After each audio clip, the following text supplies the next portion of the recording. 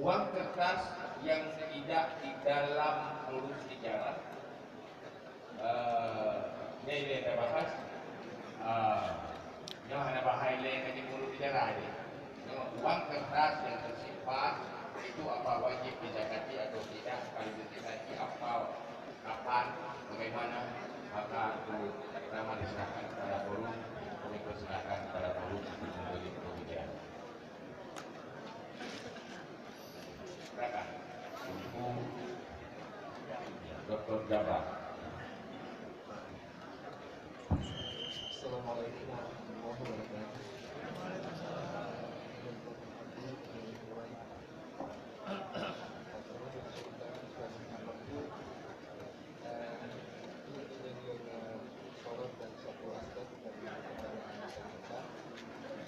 Mungkin hal pertama yang harus saya pertanyakan adalah persoalan mahiyah daripada pengurusan hukum.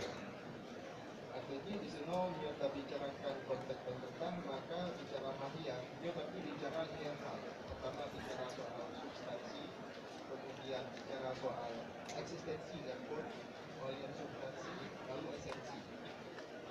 Menilai halnya terjawab maka otomatis persoalannya mungkin bisa terarah pada kesimpulan yang clear menurut kalian. Dalam halnya ketika menggunakan pengetat sebagai alat tukar di ulonyo, maka di sini ada hal-hal yang mungkin menyentuh dengan apa yang dibicarakan di masa-masa klasik tentang pen sebagai alat tukar. Karena pen di masanya mahiyah adalah nur, maka nur di sebelah sebagian lain mungkin memiliki nilai yang memang pantas menjadi hal yang mempergunakan.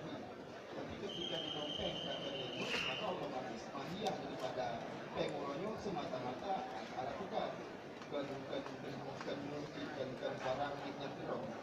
Maka dalam hal ini secara esensial